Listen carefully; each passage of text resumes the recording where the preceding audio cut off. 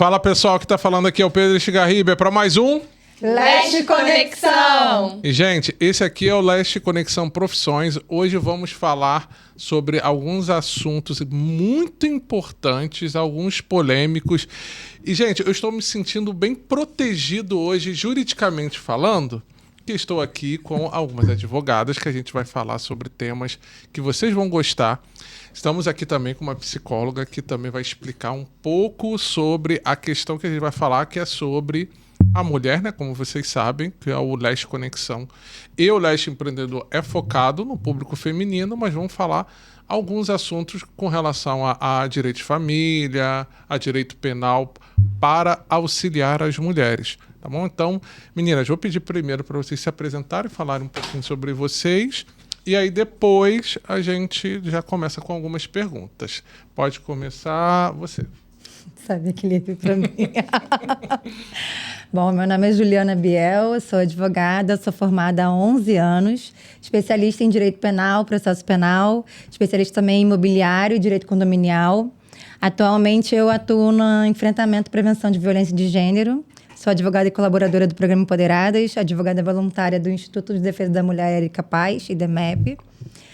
Sou juíza leiga também do Tribunal de Justiça.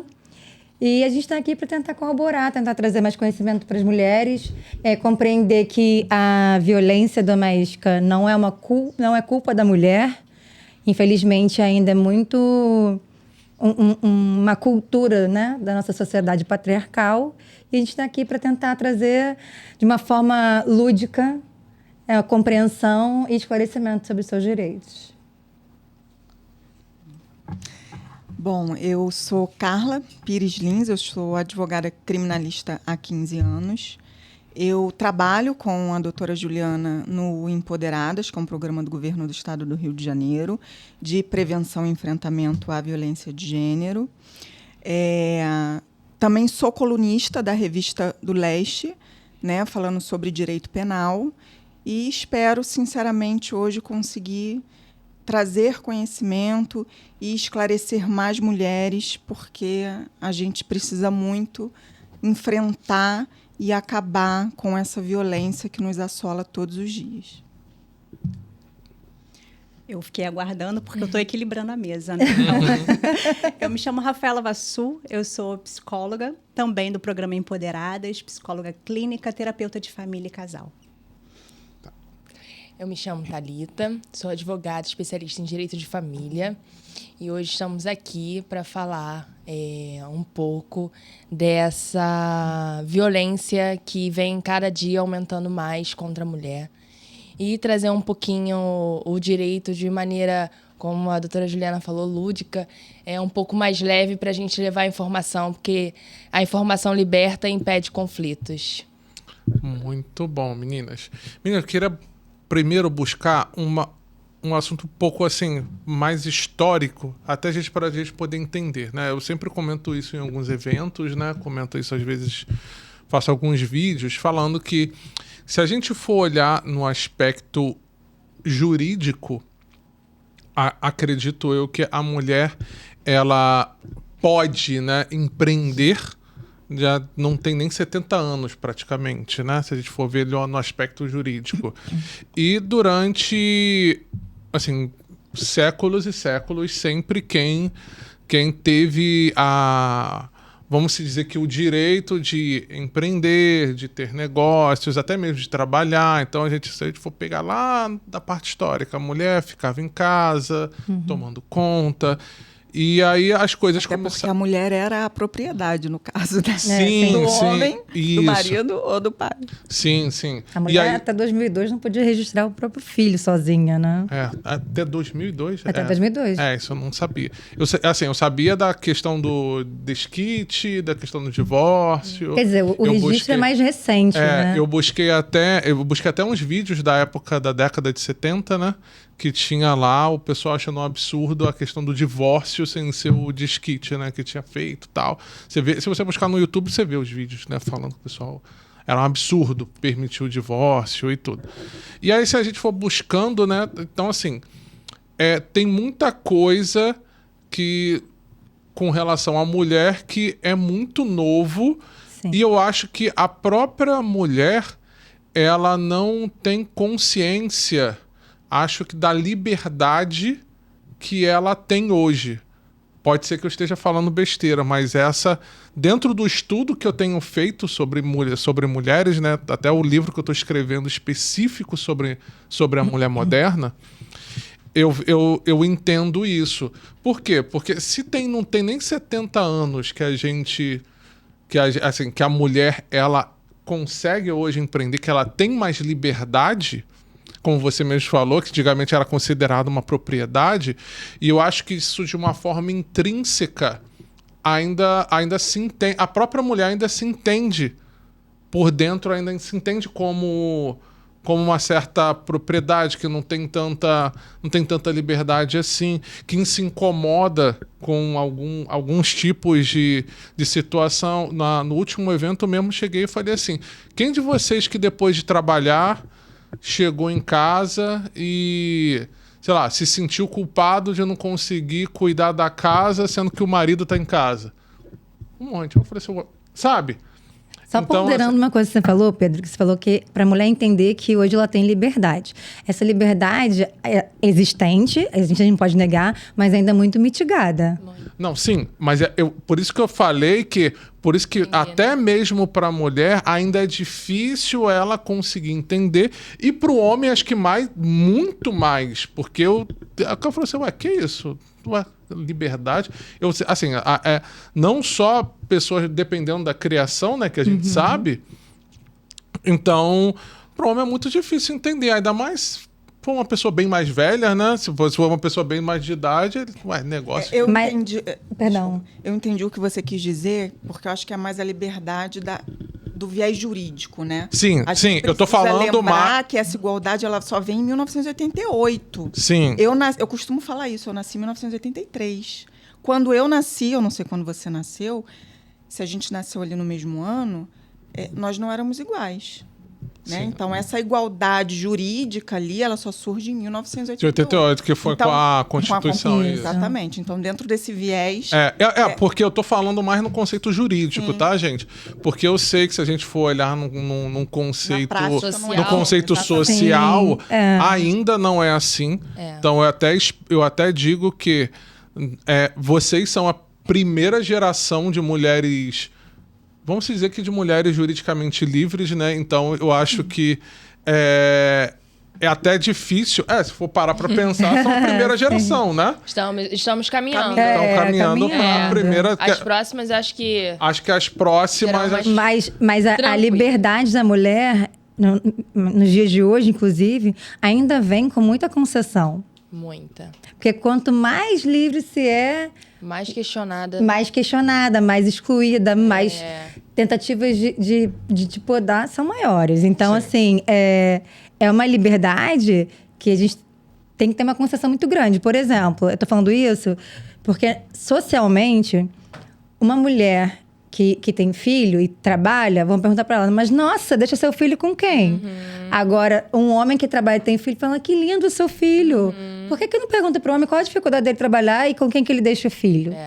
Você tá entendendo? Tem essas questões. E aí eu falo com você que, por exemplo, quando eu levava meu filho quando ele era pequenininho no médico, menos de 1 ano, assim, e vou te falar que era sempre mulher, tá? Me perguntava, e a mãe? Eu levava no médico e falava assim, e a mãe? Falei, a mãe tá bem, graças a Deus.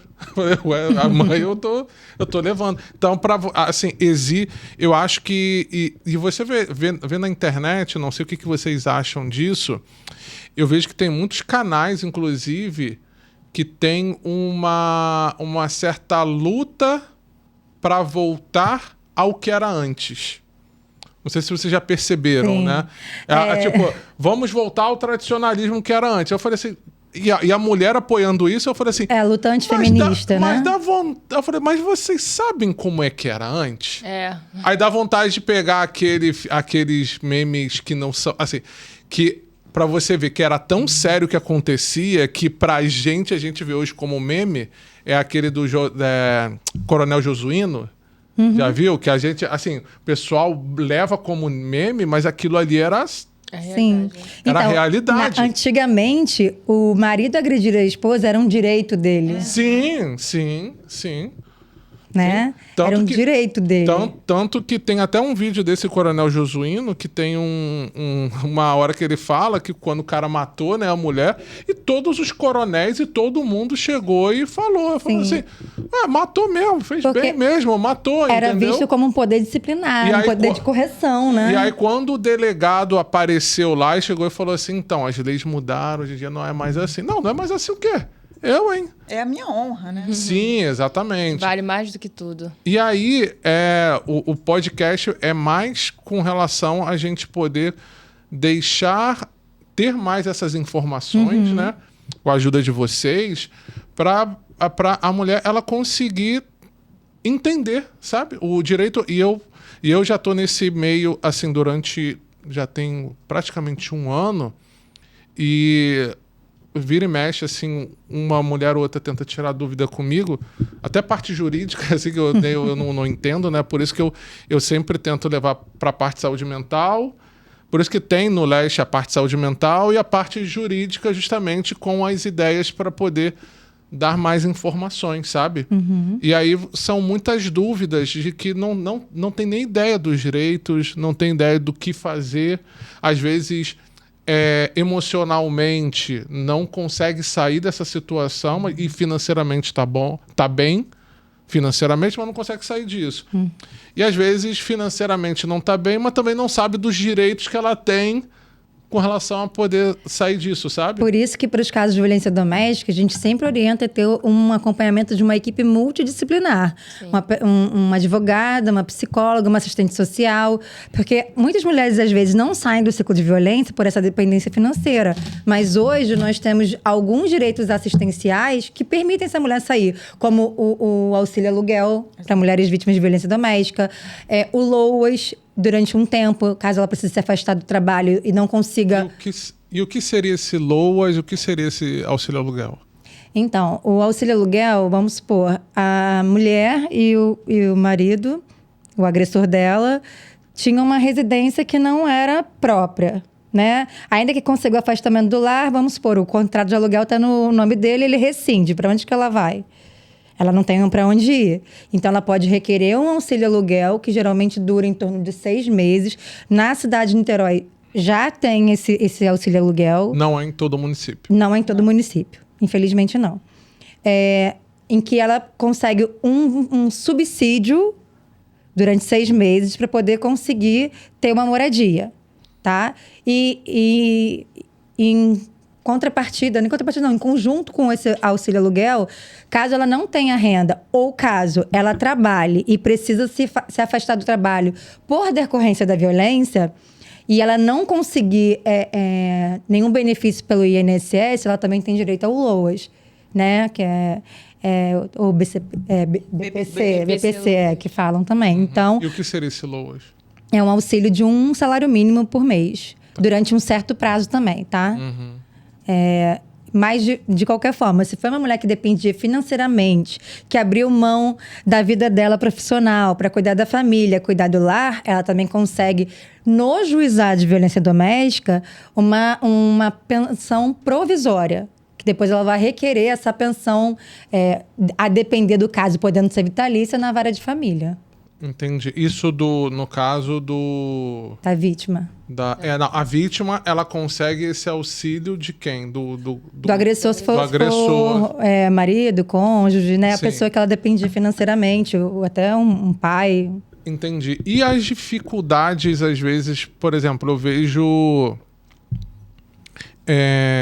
acho que tem até umas 2 semanas que teve uma menina que estava comentando... foi a dificuldade dela tentar conseguir o divórcio, primeiro pela questão financeira, porque ela não tem, acho que você deve passar por isso, né? Te procurar, né? E financeira. E aí? Vai procurar a defensoria. E, inclusive, teve um até que me mandou o papel, tipo assim, cara, toda a defensoria aqui, tem 83 pessoas na minha frente. É complicado. Sabe? Então, assim, e aí como é que faz, assim?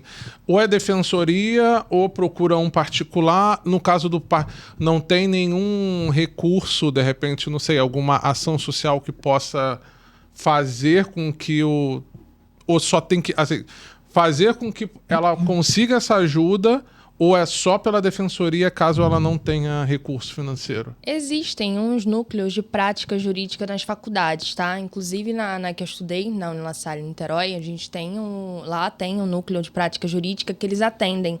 Não sei como que funciona, está funcionando hoje, enfim, em outras faculdades também não sei como que está a dinâmica. Mas é como se fosse uma defensoria pública, só que no âmbito particular, né? São os professores, advogados, que com o auxílio dos estudantes, que meio que funcionam como os estagiários, pegam alguns processos, alguns casos e tomam conta, né? Por exemplo, um divórcio, hoje, uma mulher vítima de violência doméstica, mesmo não sendo vítima de violência doméstica, ela não precisa da anuência do parceiro para poder se divorciar, né? O divórcio ele virou um direito potestativo, graças a Deus, e a gente, por lutar todos os dias por isso, que independe de concordância do cônjuge de se divorciar. Então, e aí, sendo requerido, né, liminarmente no processo, você tem o divórcio no início do processo. Só que a gente ainda enfrenta um judiciário muito machista. Então, alguns juízes, infelizmente, não decretam o divórcio, não concedem o divórcio, porque entendem que a parte contrária tem que ser escutada. Mas isso funciona assim mesmo? Porque eu ouço muito que é o contrário, que hoje o judiciário beneficia muito mais a mulher do que o homem. Depende. Então, a gente tem que entender que o divórcio pode ser requerido também perante o juizado de violência doméstica, porque as medidas protetivas, quando a mulher requer, ela pode requerer também o divórcio. O que não pode ser decidido no juizado de violência doméstica é a partilha de bens. Sim. Caso esse divórcio tenha partilha de bens, vai ser decidido somente o divórcio, que vai ser concedido liminarmente no juizado de violência doméstica. E a partilha de bens vai ser julgada na vara de família. Uhum. É isso que eu e Carla falamos, que a gente tem uma tese, a gente está elaborando uma tese, que a gente não concorda do juizado de violência doméstica não ser um juiz universal. O que seria um juiz universal? Ele decidir toda e qualquer questão, demanda inerente a essa mulher vítima de violência. Por que a gente defende isso? Justamente para evitar decisões conflitantes. E revitimização também. E revitimização. Porque o juiz do juizado de violência doméstica, ele necessariamente tem que julgar de acordo com o protocolo de perspectiva de gênero. Já o juiz da vara de família, ele não tem conhecimento dessa violência se a mulher não vier aí falar. Então, ela já está tendo que contar novamente essa violência. Ela está tendo que perpassar tudo de novo, rememorar essa violência. Uhum. Isso não é uma revitimização? Entendi. E a lei diz para não revitimizar.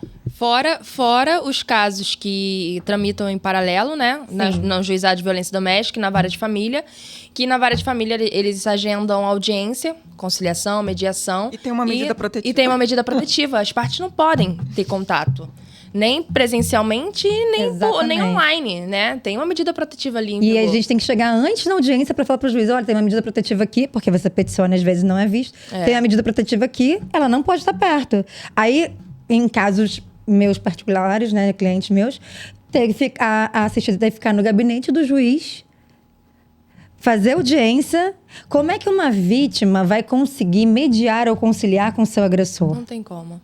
Porque muitas das vezes, justamente por não ter o contato, não poder ter o contato com a vítima, não poder aproximar dela, eles se valem do processo para poder agredir. Violentar. A violência processual. Entendi. Né? A parte violência doméstica. A partir de que momento é violência? Interessante você falar a partir de qual momento, porque só o outro consegue, na verdade, responder aonde os limites dele foram excedidos, né? A gente está falando sobre liberdade, garantia de direito, mas não é tão simples sair de uma relação ao qual você fantasiou. Sim, mas eu estou te falando assim, mas em que momento pode ser considerado uma violência? E eu não digo violência A gente fala de psicológica. Em que momento você consegue identificar de cara assim, isso aqui é agressor? Isso aqui é o famoso... ele não me bateu. Ele não me bateu, ele só deu um soco na parede. Sim, ele sutilmente coloca ali a vontade dele para prevalecer. Então, um agressor ele não vai explodir, mas ele vai cercear o seu direito, ele vai impedir, ele vai te podar, ele te limita. E à medida que eu vou implementando em você uma certa cultura, um achismo, você perde a sua identidade. Porque aí você passa a acreditar naquilo que eu inventei de você. Então, eu construo um personagem. Então, aquela mulher, aquela pessoa que está sofrendo violência, ela tem dificuldade de se reconhecer. Logo, eu não consigo sair porque eu me aprisionei. Então, só quem pode se libertar é você que está presa. Ou seja, eu me apaixonei por aquilo que eu inventei de você. Então, existe uma construção simbólica naquilo que é pactuado, né? Um relacionamento ele não vai ladeira abaixo da noite para o dia. Existe uma falta, existe um lugar vazio que se encontra com aquilo que o ofertante te proporciona, né? Que é a atenção, Sim. na maioria das vezes. Então, nós, mulheres, queremos muito pouco. E parece que ele sabe exatamente... Parece que ele consegue identificar um padrão, né? Quase como se fosse um especialista, que ele consegue identificar um padrão e aí ele vai diretamente ali, bem ali onde tem essa falta. E aí começa todos os... Que é um dos casos famosos, né? Que é o Love Bomb, que é aquela explosão, né, de amor que começa a dar muita atenção. Gente, eu nunca vi uma pessoa dessa na minha vida. Olha que maravilhoso. E aí, colocar a mulher no pedestal como se ela fosse... Sim, aí quando a mulher corresponde, ele começa a diminuir. Né? Aí começa no famoso... Mas você vai usar isso mesmo? Tá muito cool. Sim, existe uma busca, né? E aí, falando de uma questão estrutural, o que Freud vai falar da paternidade, né? Nós, mulheres, temos essa dificuldade na construção de um relacionamento masculino, porque é o homem que vai colocar essa autoestima, que é segurança para a mulher. E quando ela não constrói essa autoestima dentro de uma figura, né, que represente o masculino, ela já cresce insegura. Então, já cresce naquela cadeira que está vazia. Então, você busca inconscientemente ocupar esse lugar. Então, eu busco alguém que me proteja. Eu não busco um amor, eu busco um pai. Eu busco alguém para suprir a minha necessidade, suprir a minha carência, o meu vazio. Porque eu entendo que aquele outro que eu busco é aquele que vai prover, que vai saber o que eu preciso, o que eu quero e não vai deixar faltar. Isso é uma característica de uma paternidade, não de um amor, não de um companheiro. E geralmente os agressores, eles vêm de uma proteção velada, uma violência velada de proteção, né? Sim. Eu falo assim várias vezes, já passei por violência doméstica. E eu lembro que o meu agressor, ele falava assim, não, nunca senta no ônibus na janela, senta na ponta. Porque se entrar... Tinha uns cuidados que... Quando você tava na relação, assim, caramba, olha, se preocupa comigo, que não sei o quê. Mas depois você vai vendo que... Fala essa questão, cuidado, isso aqui, mas assim, mas por que você sentou ali que eu falei que você não é pra sentar? Vai começando o controle. Esse controle, exato, entendeu? Gente, vocês viram um filme que tá no cinema agora? Empregada? Empregada, não vi. Tô doida pra ver. Eu quero você ver comentou também. com a Boa, gente. né? Olha, esse filme aí, eu acho que vocês vão arrepiar. Porque é isso que a gente tá falando, assim, E que parece que é ficção, mas não é ficção, não. É baseado em histórias reais? Não é baseado, não é. O filme em si não é, mas aquilo ali acontece. Aquilo ali acontece mesmo. Que nem você tá falando de... eu falei pra você ter cuidado com isso. Aí você beleza. Aí você não tem o cuidado que ele falou e... Mas por que você não fez isso que eu falei? Ele te culpa. Ele briga com você por não ter seguido as orientações dele. Sim. Ele te diminui. Eu costumo dizer que todas as vezes que você é colocado em dúvida, você perde. Se alguém te rouba a sua certeza, já era. Porque o outro não só faz com que você se sinta mal, mas ele faz com que você duvide de quem você é e daquilo que você fez. Então, são coisas que vão acontecendo de uma forma sutil, porque não é como eu falei, né? A violência, ela não é uma explosão. O que te fere, o que te marca, é aquilo que acontece nas entrelinhas. Você não serve para nada, você é muito lesada, ninguém te suporta, nem a sua família te aguenta. Então, são essas nuances, né, que ficam assim no ar, que fazem com que o outro, na repetição, acredite que aquilo ali é uma verdade. Entendi. E feminicídio com violência psicológica tem alguma coisa a ver? Bom, eu acredito, né, mas talvez a Rafaela consiga falar melhor, mas eu acredito que a violência, ela sempre se inicia com a violência psicológica. Sim. Não, sim, mas, por exemplo, uma violência psicológica pode ser considerado uma violência onde juridicamente pode você se... vai Chegar no minando feminicídio. aquele psicológico até que você a pessoa consegue acaba matar com aquela mulher. Isso? quase Pode que... ser- Mas ela pode, vamos supor, é tanta violência psicológica, nunca teve física, Pode mas induzir ao que- suicídio da mulher. Aí seria um suicídio. feminicídio. Assim, Não, direto, sim, assim. mas eu digo... É porque assim, o feminicídio está envolvido a violência também, né? Ou só a Feminicídio morte, é- ou só a é morte, matar a mulher.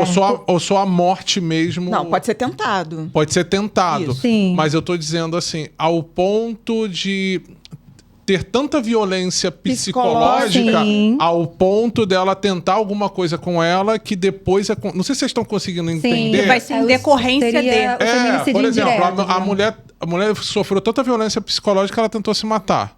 Sim. E foi constatado isso. Isso pode ser considerado um feminicídio ou não? Ou juridicamente não? Dependendo Eu das acredito. provas de como você vai trazer essa tese. Porque essa tese ainda, você está trazendo aqui, é algo muito novo. Sim, mas vocês entenderam eu que eu tô- entendi. É. Mas, ao meu ver, tendo um relatório já daquela mulher, né, um relatório psicológico, psiquiátrico daquela mulher, do que desencadeou, de repente, aquela depressão, que desencadeou aquela intuição suicida, se verificar que ali há um modus operandi do De repente, agressor... um dolo não direto, mas um dolo eventual. ali de- Exatamente. Ela deixou de Aí se alimentar. eu entendo ela, que Entendi. ele poderia responder não por feminicídio exatamente, mas por Violência. indução ao suicídio, que é um crime também. Entendi. E no caso de violência, que não haja violência física, mas todos esses ataques psicológicos, isso pode ser levado juridicamente, isso pode ocorrer alguma coisa, Tem ela crime Isso pode... é de violência. psicológica. Isso é Tem. violência. É Financeira. E o que é, e como é que é, assim, antes de falar com vocês, eu pesquisei bastante sobre bastante vídeos, tanto do lado contrário que meio que protege, quanto do lado que não protege, né? Mas, por exemplo, tem muita gente que ficou em dúvida do o que é violência psicológica. Porque tem gente que fala assim, ela chegou e eu falei com ela, inclusive eu vi um vídeo com relação a isso. Se eu chego e falo com ela, não vou fazer isso pra você, é considerado uma violência psicológica? Mas eu tô levando isso pra um ponto tem muito... que Não, ver porque todo são o algumas contexto. fases, né? A violência psicológica, ela tem algumas fases. Então, começa aquela fase mais da tensão, sabe? Eu preciso tirar de perto motivos. Uma roupa que eu sei que ele vai falar, uma amiga. Então, o clima fica tenso. Eu preciso tornar aquele ambiente harmônico para que ele não exploda. Então, a violência psicológica faz com que eu deixe de ser aquilo que eu sou. É a minha liberdade. Ele me priva de ser quem eu gostaria de ser, porque ele vai me induzir ao erro, me induzir a acreditar que eu provoco, que eu desestabilizo, para que ele, então, tenha uma reação mais explosiva. Então, é um ciclo. A violência psicológica, ela tem umas fases. A tensão, a explosão e a lua de mel. Quando ele retorna e fala, me perdoa, me desculpa, não era isso. Toma aqui um presente, toma esse vestido que você queria, toma esse dinheiro. porque eu estava de cabeça quente, eu amo você, eu fiz porque eu quero te proteger. Ou então eu fiz porque você me fez fazer. Então, a mulher que já está ali, né, naquele ciclo vicioso... Eu sei falando de doação. Existe muito. Sim, é um ciclo vicioso. E aí ela fala, não, ele é um excelente pai. Porque o perfil de um agressor, ele é um cara bacana, Sim. né, para a sociedade. Geralmente. Assim, Né? Geralmente ele é muito legal. Eu vou ser É o bem legazão franco com da- vocês. Esse 1 ano trabalhando no projeto, no Leste, assim, antes eu tinha contato, mas não tinha tanto. Tinha contato padrão. Agora, contato com tantas mulheres, eu comecei a perceber esse tipo de situação da mulher simplesmente pegar e aceitar esse tipo de violência psicológica e achar que... E eu ouvindo, eu falava assim... Gente, pelo amor de Deus, será que dá pra pegar no braço dela e Mas forçar às vezes ela a ela sair não de... entende. Na não maioria então, das vezes. Na maioria uma das vezes ela percebe, mas ela tem uma fé. Ela não Que acredita. algo vai acontecer, Exato. uma transformação. Nós, mulheres, a gente foi ensinada que nós podemos transformar o outro. Isso é verdade. Nós podemos educar o outro. Nós somos tábua de salvação para muita gente que está afogando. Então, essa minha esperança, e aí também tem uma questão religiosa, né, que prende muito, porque o divórcio ainda... dentro de uma instituição religiosa, ainda é visto de uma forma muito... vai te segregar, vai te separar dos demais. É excludente, né? Sim, então a mulher, ela fica ali naquela tensão. Não, eu preciso dar mais uma chance, porque algo vai acontecer. Infelizmente, muitos líderes religiosos orientam as mulheres a não divorciar. Que tem que Ora perdoar. por ele. Sim, Ora sim. por ele. Entendeu? Mas eu passei... Muitos. Tô falando, eu passei por isso também, de incentivo de assim, a gente não tava dando certo e fala, não, divorcia não, tá... Mas eu acho que não é só a questão religiosa, não. Estava até conversando com a Thalita antes da gente começar. Eu acho que é o estigma social mesmo, né? Às vezes, e aí eu tô falando por mim, tá? Eu não posso falar por outras vítimas, mas em muitos momentos eu me mantive naquele relacionamento que aí eu tinha consciência que era um relacionamento abusivo, mas eu me mantive porque eu falava, caramba, eu vou acabar com todo aquele meu sonho de construir uma família, de ter uma família, de dar uma família para minha filha, e vou ser vista como uma mulher separada perante a sociedade. Sim. E eu sofri e ainda sofro Sim. quando eu digo, eu sou separada, eu sou mãe solo, de que outras mulheres me veem como uma ameaça àquele casamento. Sim. Eu já tive pessoas que afastaram... Não precisamos ser mãe solo, não. Basta ser solteira. de amizades de minha filha que não frequentou mais ali a casa de alguma amiguinha, quando, não, eu sou separada. E aí nunca mais convidou, nunca mais chamou. Sim. Então, acho que é muito complexo essa coisa do sair, sabe? Sabe uma coisa que aconteceu comigo 2 semanas atrás? Eu estava em reunião com uma mulher. Eu já conheci ela há algum tempo e aí ela estava falando que, vou viajar, não sei o quê, aproveitar um tempinho agora em fevereiro, não sei o quê, viajar sozinha e tal. E, assim, eu sempre conheci ela e ela tinha aliança. Aí eu nunca perguntei assim, mas você vê uma pessoa de aliança, a primeira coisa que você pensa, né? Comprometida, né? Ela falou, mas sozinha? Mas e o teu marido e tal? Ela falou assim, não, eu sou solteira. Aí eu olhei pra mão dela, ela, não, é porque fica meio feio, né? Uma mulher acima de 30 sem ter um relacionamento, fica Mas, meio gente, feio. feio Aí eu por quê? fiquei assim,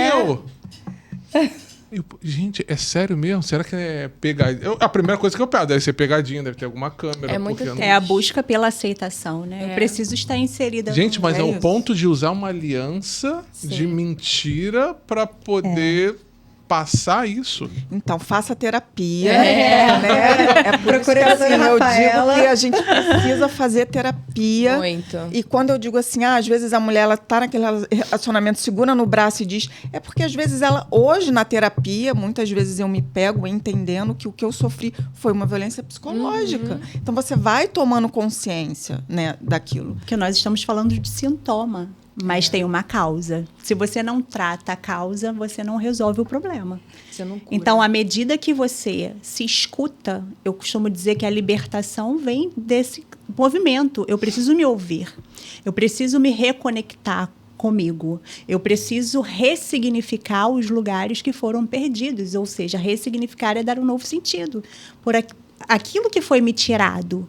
Então, é esse movimento, né, de restaurar aquilo que quebrou. Porque a gente se transforma. Nós somos uma matéria bruta e nós sofremos, com o tempo, as lapidações, né, as variações, os traumas. Então, você se torna uma outra pessoa. Entendi. Então, esse momento de reavaliar, a terapia, ela te traz esse lugar para que você se escute e que você tenha a oportunidade de dar um novo significado para aquilo que te aconteceu. Eu acho que a terapia te traz o limite, aquilo que você falou lá no começo, né? A questão do limite. Eu acho que a gente começa a entender Qual o nosso limite? qual é o nosso limite. E você passa a dizer, não, isso para mim não dá, isso eu não admito, não vai ser desse jeito, porque você se reconecta, eu acho, ali, e começa a entender, de fato, Sim. quais são os limites, né? Porque você passa a ensinar o outro como você gostaria de ser tratado. Tratado. Entendi. E isso incomoda. Isso incomoda. Você se torna um problema, porque uma mulher que tem uma autonomia, uma mulher que sabe quem ela é, ela se torna uma mulher problemática. Porque é uma mulher que reivindica os seus direitos. Né? Eu me vejo Que não nessa aceita fala. qualquer coisa. É porque ela não aceita qualquer coisa. Aquilo que você me traz é muito pouco diante daquilo que eu sou. Estar comigo é um privilégio, é um bônus, porque é uma Você é uma relação. pessoa muito exigente, você tem que baixar seu padrão. entendeu? né? Você nem é isso tudo. Vai morrer você não me solteira. dá mais do que aquilo que eu já me proporciono. Exatamente. Não vale eu ficar com você. Você não vai ser melhor do que eu sozinha? Pra que eu vou querer? Agora, antes da gente passar pro próximo tema, que é um pouquinho mais pesado, vamos pro... Eu queria que vocês me dissessem, assim, que chamam de red flag, né? Assim, sinais de que a pessoa tá começando com um relacionamento. O que vocês acham que... Os primeiros sinais, assim... Eu vejo muita gente, por exemplo, que acaba, né? A gente tá da modernidade, né? Conhecendo gente por aplicativo. Quais são, assim, os cuidados de conhecer alguém ao ponto de se relacionar? Bom, em relação... Vou falar a aplicativo e... E no geral, sim. Segurança, Tá. né? Primeiro, segurança. De aplicativo coisas básicas. Não encontrar, né, na casa da pessoa, levar a pessoa para dentro da sua casa. É sempre em locais públicos, né? Conversar durante um tempo. Gente, pesquisem, sempre falo isso. Avisar Descobrir uma o amiga que nome, vai me comprar. Qualquer coisa pode entrar em contato comigo que eu faço esse tipo de investigação. Tá? Ficha criminal. Não é stalkear, tá? Porque stalkear é crime. Mas você também se resguardar. Hoje em dia tem um aplicativo que uma brasileira criou para poder você verificar se aquela pessoa responde por algum processo criminal. Só que esse aplicativo é pago. Então, primeiro passo.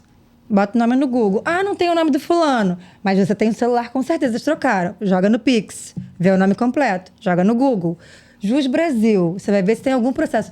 Tem processo de violência doméstica? Cara, já é um red flag. Não é pra você se relacionar. Ah, mas ele pode mudar. Tive uma amiga minha que foi nessa. Eu pesquisei pra ela. Falei, olha, tem uma boa lista aqui de violência doméstica. Porra. Aí ela virou e falou assim... Ah, mas comigo ele tá diferente, vou tentar. Na É minha sempre vez vai ser Aí, diferente. Ela começou a sair com ele e tudo mais. Síndrome da Aí salvadora. viajaram, acordou com um roxo no corpo, porque ela não sabia como é que foi. Falei, mas você não se recorda? Ela tá doendo muito. Eu falei, você não se recorda de nada? Ela falou, não. Falei, então tá. Aí começou a sumir finais de semana de vez em quando. O homem, quando ele...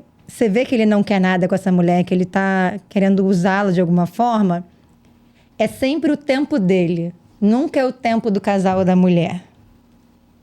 É a hora que ele quer, como ele quer, aonde ele quer, com quem ele quer. Posso te falar como homem?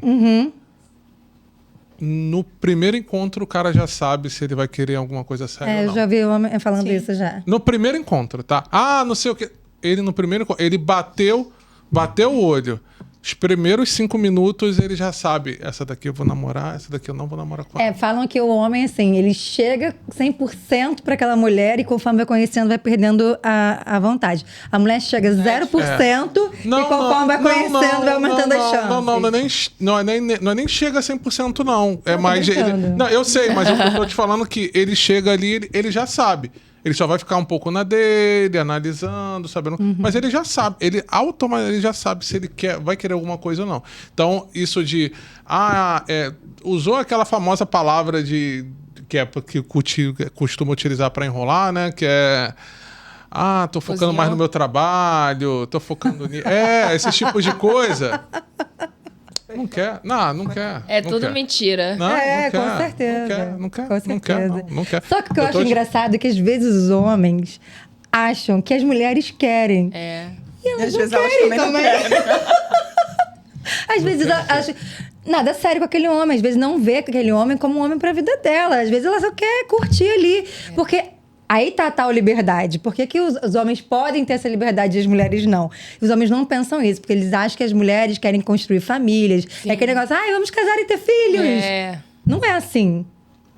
A mentalidade feminina já mudou e mudou bastante. Mudou muito. Entendeu? Então, assim, nem sempre a mulher vai conhecer um cara, o cara é interessante, mas às vezes não Não quero, é pra construir não é a pra mim, Sim, entendeu? sim. Não casa, não orna. Mas é uma pessoa legal que dá pra sair de vez em quando, tomar um café, né? Rir um pouquinho, vai no cinema pra se distrair quando não tem ninguém. Mas não é a pessoa pra vida dela. A mulher também sabe. Sim. Existe uma dificuldade, né, de falar não é só sexo. Um acordo. O homem consegue falar isso. Olha, eu não quero Não. compromisso. Pra mulher, tô te falando, ele consegue falar isso pra mulher? Ele consegue ser objetivo e falar, olha, no momento eu não Sim. quero compromisso. O Do negócio tipo, não é a espere mulher nada às de vezes mim. conseguir Já entende, entender quando com diz, relação eu não a... quero compromisso. Esse é o pior. Conhecer. Quando a mulher escuta eu não quero compromisso, ela quer dobrar essa aposta. Exato, é isso que eu tô te falando. Aí ela vem, quer não, comprar. comigo ele vai querer. Por que isso? Sim, não, mas é. Por que Mas- isso, psicóloga? Porque isso é muito Mas- verdade. É essa E quando o homem disputa, fala né? que Eu quer, preciso... a mulher perde o interesse na mesma hora. É porque vira uma Mas disputa, é né? não, Eu mas preciso me autoafirmar, porque eu sou boa o suficiente Aí eu para que ele me vou queira. aproveitar como homem te fazer essa pergunta. Por que quando nega, É que também parece que dá mais... Parece que é o que dá mais vontade. Mas é a Você chega mesma e fala coisa que o assim, homem, porque a conquista, o jogo da conquista é estimulante. Porque ouvir não é muito difícil. A gente tem muita dificuldade de falar amor. não. Então, eu Mas tem acho... orgulho, né, de ouvir o não. então, por exemplo, eu acho que principalmente o homem, acho que ele recebe muitos nãos, muito mais nãos do que pra mulher. Eu tô falando não Depende no da quesito de perspectiva. relacionamento. Tá. Quesito de de relacionamento. relacionamento, ok. Tô te falando ainda mais eu, quando era mais novo, que era obeso, feio e imagina. E aí, então... Aí, quer dizer, muitos não. Hoje eu só não sou obeso.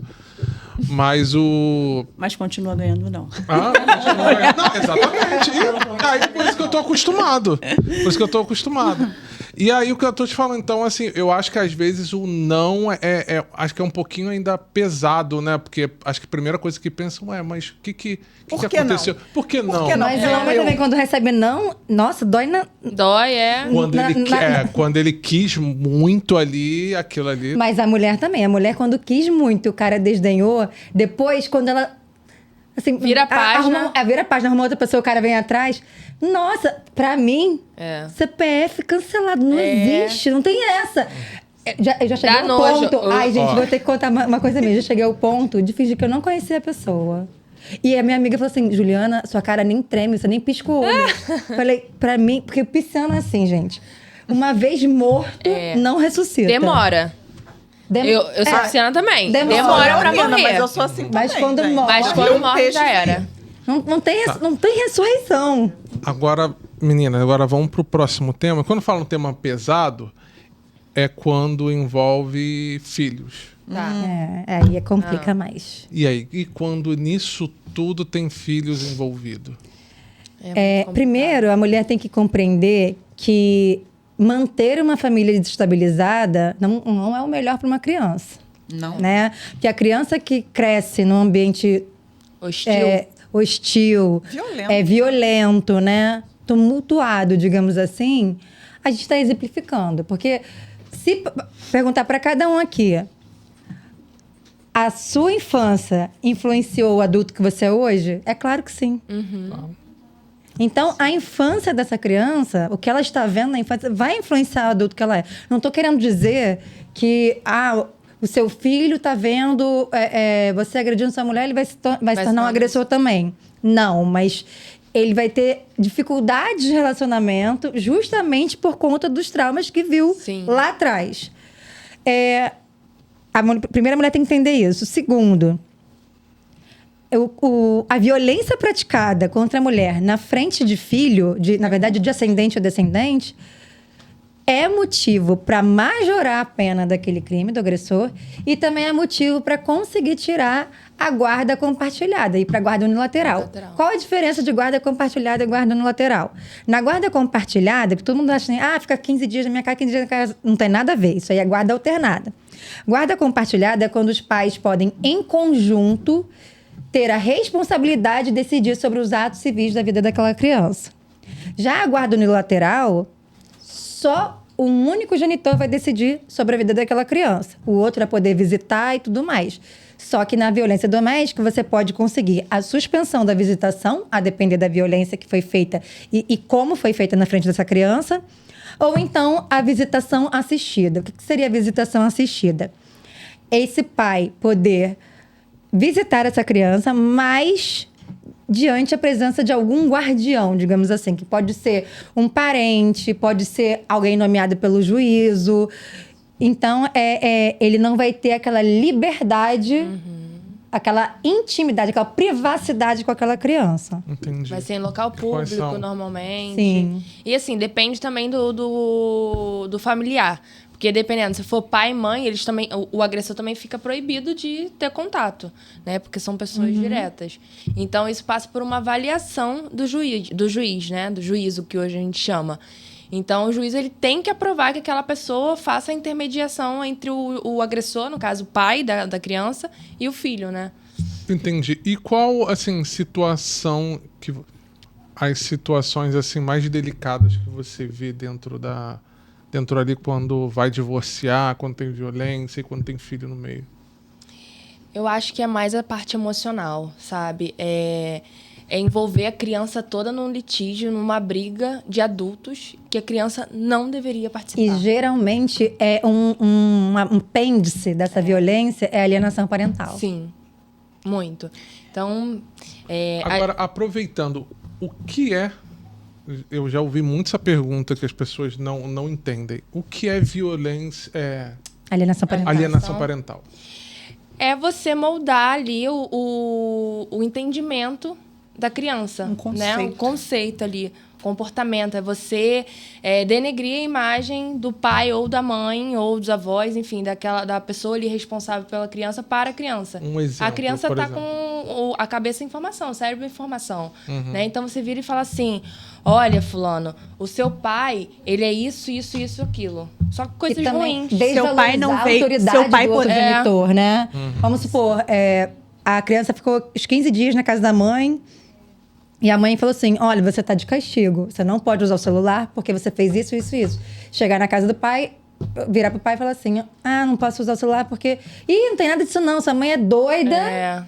Aqui quem manda sou eu. Aqui quem manda sou eu, tem nada a ver com o que ela tá fazendo. E é desmerecer a autoridade do outro genitor também. E acontece, não é tão direto, né? É mais romântico. Não, aqui na casa do papai você pode. Aqui na casa do papai você tá seguro, Exato. né? A mamãe cobra demais. Ela não gosta, assim, de você. E eu entendo, vai ficar tudo bem. Né? Então, assim, a criança passa a entender que a mãe realmente é uma bruxa. Na verdade, a criança... E o pai além é o de protetor. ser um objeto de disputa judicial, é um objeto de disputa territorial Emocional. ali. Então, Não, e às vezes utiliza a criança para violentar a própria mãe, né? Sim. É a ex-mulher, Sim, né? O que a gente Sim. chama da violência vicária. Então, você se utiliza daquela criança para estar violentando aquela mulher. Um exemplo desse tipo de violência. O mais bizarro de todos é matar a criança para agredir Como a mulher aconteceu psicologicamente. recentemente, né? Matar. Um menino Matar o foi filho, morto. acontece Foi. bastante. De 3 anos foi morto esse final de semana. Sim, Foi. sim. Ele esfaqueou. Tá. Entendi. Matou a criança. Entendi. Acaba Então você- agredindo a criança. punir a Matando mulher. a criança para Entendi. agredir psicologicamente a mãe. A mulher. Entendi, tá. Não, eu tinha entendido outra coisa. Eu tinha entendido de usar de violência, tipo, falar, assim, de falar do outro ao ponto... Isso é alienação parental. Sim, alienação parental. Ao ponto do filho ficar muito contra, assim, chegar até uma... Ué, tivemos esse caso daquela atriz, que eu esqueci agora o nome. Da Letícia? Isso. Agora. Isso. A gente não posso julgar, porque eu não li os autos, porque é sigiloso, mas acompanhei por alta situação, que o menino tomou, o filho dela de 15 anos, nessa briga, né, parental, tomou uma versão da mãe, não quer ver a mãe, não quer assinar o sobrenome da mãe, não quer... E ainda vai às redes sociais, a mídia, desvalorizar a mãe, ao lado do pai. Sim, ao lado do pai. A adolescência já é uma fase muito complexa, né? Onde o outro acredita que sabe tudo, tem todas as respostas. E é um momento de construção. Então, eu deixo ir, eu oriento. Deixa ir. Deixa ele fazer a escolha que cabe naquele momento, para que amanhã ou depois ele não retorne e diga que não viveu porque você o impediu. Não deixou. Outro tipo Primeiro que quem tem pai e mãe tem trauma. Não Quem tem o adianta. quê? Quem tem pai e mãe tem trauma. Não adianta. Quem não tem A também. infância é o chão da vida. Né? Então, existe ali uma questão, né, da mulher nessa dificuldade de sair do divórcio, porque é uma projeção. O meu pai morreu, eu preciso dar uma família para minha filha. Meu pai me abandonou, eu preciso manter esse casamento. Porque a minha filha, o meu filho não vai viver, não vai sofrer, não vai passar por aquilo que eu passei. Mas isso é sobre mim. Isso não é sobre o outro. Uma coisa que acontece também na agressão, para atingir a mulher através da criança, a gente falou aqui antes de começar a gravação de denúncias caluniosas. Sim. Porque algumas mulheres denunciam e não aconteceu. O que acontece muito do lado oposto do homem para com... Não para com a mulher exatamente, mas para atingi-la, vamos supor... teve a violência doméstica, mas já eram separados. Essa mulher já tem um outro relacionamento, possui um filho pequeno com esse agressor que reside com ela. Ele levar essa criança à delegacia para registrar um falso registro de ocorrência de estupro de vulnerável. E aquela criança passar por um exame de corpo de delito, que é um exame totalmente invasivo. Essa criança tem que passar por uma escuta especializada na delegacia. Essa criança, às vezes, tem que repetir esse depoimento perante o juiz, e muitas das vezes esse depoimento é inconsistente. E aí, você fazer uma criança passar por uma situação dessa para tentar desestabilizar a estrutura familiar que a mãe está construindo com outra pessoa. Então, assim, a denunciação caluniosa existe de ambos os lados. Mas, comparado ao percentual de denunciação caluniosa com o percentual de casos fatídicos de violência doméstica, de casos mesmo que ocorreram, é muito discrepante. Aí teve uma vez que eu fiz uma palestra pelo programa Empoderadas e, infelizmente, eu vi de uma mulher.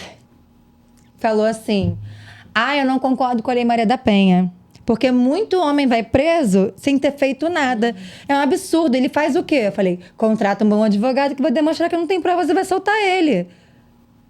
Porque se a gente desmerecer a fala de todas as mulheres por conta de uma, a gente está autorizando a matança, a violência permanecer, né? É uma luta coletiva, né? Então, não é só sobre uma mulher. Não. Foi uma mulher que se levantou em prol de todas as E é uma epidemia a violência contra a mulher, é uma epidemia real, né? Na verdade, é uma pandemia, porque é mundial isso. Não sei se vocês viram um caso agora, recentemente, de um brasileiro que matou a esposa na Irlanda. Ele foi condenado à prisão perpétua, porque lá é prisão perpétua a violência doméstica. Então, assim, no Brasil, ainda falam aqui no Brasil que a lei é muito rigorosa contra os homens, sei que vocês pegam de 20, 40 anos aqui no Brasil, não é prisão perpétua. Não, até ser preso, né? Porque eu tô com vários casos que é só afastamento. Exatamente. E a pessoa continua descumprindo a medida protetiva. Exato. Esse caso que a Juliana falou sobre a questão da denunciação caluniosa em relação aos crimes sexuais contra a criança, eu tenho até um caso no escritório de um padrasto que acabou de ser preso, sentença penal condenatória por estupro, que justamente o pai vai à delegacia fazer a denúncia do estupro, mas é um estupro de vulnerável, que não teve conjunção carnal, então você não tem um laudo, você tem a palavra da vítima, da criança, que à época tinha 5 anos, que vai à delegacia, que é ouvida na delegacia e diz que sofreu o abuso. Anos depois, na audiência, a criança diz: não, o tio não fez nada comigo. E o que o juiz faz? Olha, a criança, ela foi compelida a desdizer aquilo que ela disse. Então, eu condeno ele. E ele está condenado a 12 anos de prisão por um estupro de vulnerável. Então, é muito sério essa coisa de se utilizar disso. De acusações muito sérias, ainda mais envolvendo criança. Sim. É uma maldade, é uma crueldade, na verdade, tanto por parte do pai quanto da mãe, que envolve... E a criança agora está A desesperada, criança... porque querendo ou não querendo, na cabeça dela, bom, ele a culpa é o culpado. minha. Não, e a culpa é minha, o tio está preso, eu gosto dele, eu não queria que isso acontecesse, eu disse depois a verdade, mas o judiciário E não o que considera. pode desencadear nessa criança, que a Rafaela pode trazer, é a automutilação. Ansiedade, automutilação, principalmente, né? Obesidade. Porque comer é emoção. Você come porque você precisa ser acolhido, né? Nosso primeiro objeto de desejo é o peito, né? Nasceu, vai sugar. Então, os nossos vícios, eles são mais orais. Cigarro, comida, né? Bebida.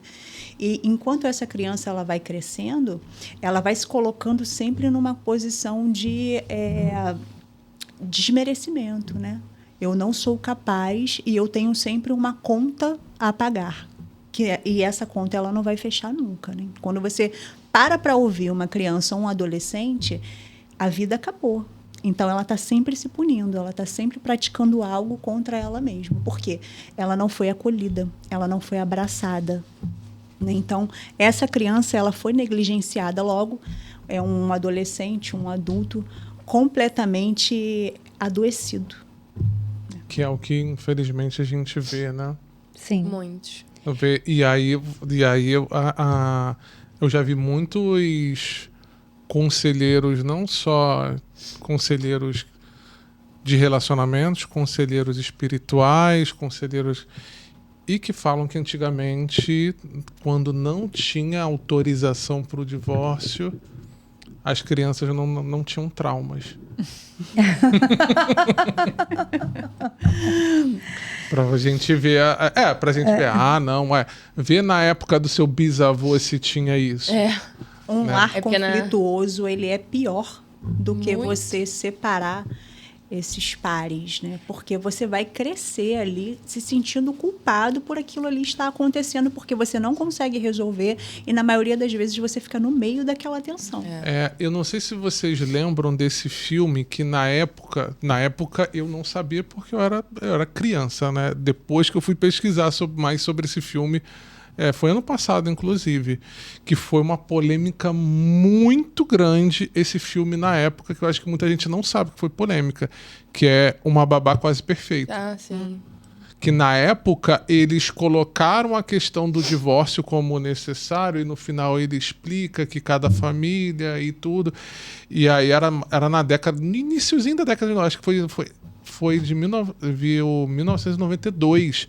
Então, falar sobre isso, na época, era um assunto muito tabu ainda, de falar de divórcio, né? Porque naquela época o divórcio ainda não é regulamentado. Era separação judicial, para depois...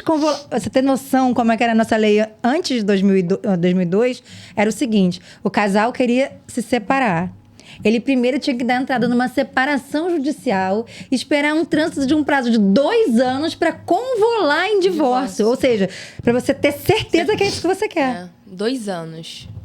2 anos você se manter com alguém ali, mais ou menos, sabe, vinculado com o nome e tudo, porque não é um direito seu de se libertar como é hoje em dia, entendeu? É meio doido, né? Meio louco isso.